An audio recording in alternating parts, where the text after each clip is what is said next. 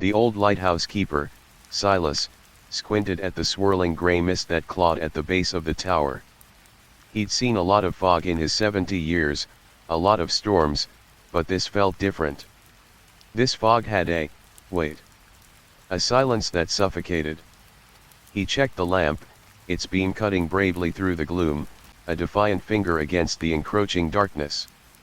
60 years he'd been keeping this flame alive, ever since his father, and his father before him. Generations of Silases had guarded this rocky outcrop, a lonely sentinel against the treacherous currents and hidden reefs.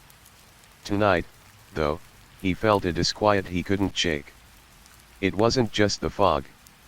It was the silence. The seabirds, usually raucous even in the worst weather, were gone. The rhythmic crash of waves against the rocks seemed muffled, muted. He climbed down the spiral staircase, the cold stone clammy beneath his calloused hands. He needed to check the foghorn, make sure it was ready if visibility worsened. As he descended, he thought he heard something. A faint, rhythmic tapping, like fingernails on stone. He stopped, holding his breath. The tapping stopped too. Just the old pipes, he muttered, trying to dismiss the unease that prickled his skin. He reached the foghorn mechanism, a complex arrangement of gears and valves, and began his inspection. The rhythmic tapping started again, louder now, and definitely not coming from the pipes. It was coming from the walls. Silas straightened up, his heart hammering against his ribs. He ran a hand along the cold, damp stone, trying to identify the source of the sound. The tapping followed his hand, growing in intensity. He could almost feel the vibration through the stone, a frantic, desperate signal. Suddenly, the foghorn sputtered and died, plunging the lower levels of the lighthouse into near darkness.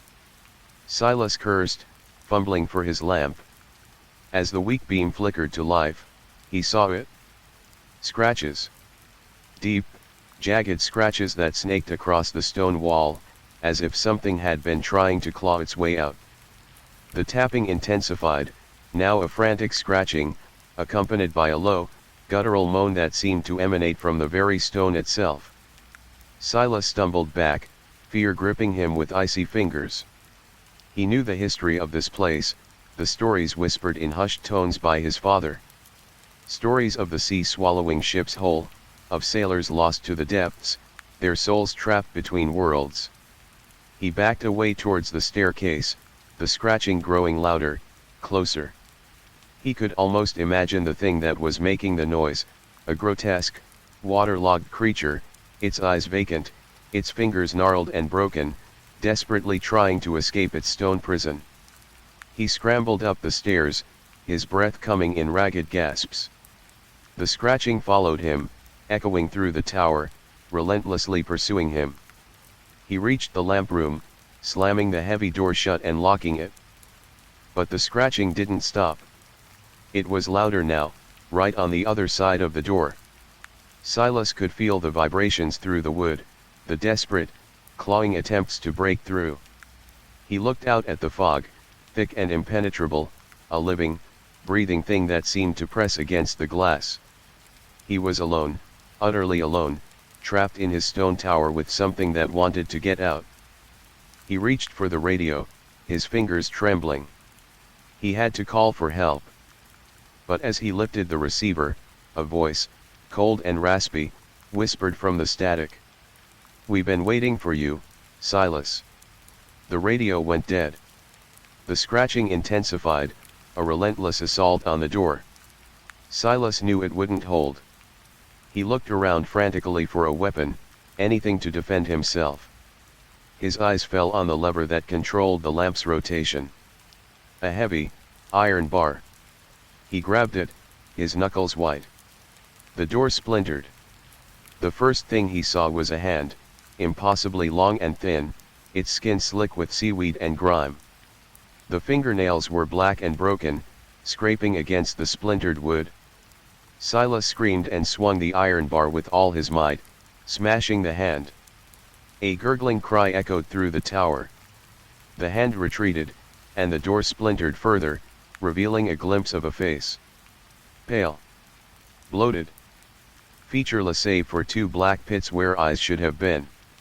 Silas swung again, and again, the iron bar crashing against the wood, against the creature behind it.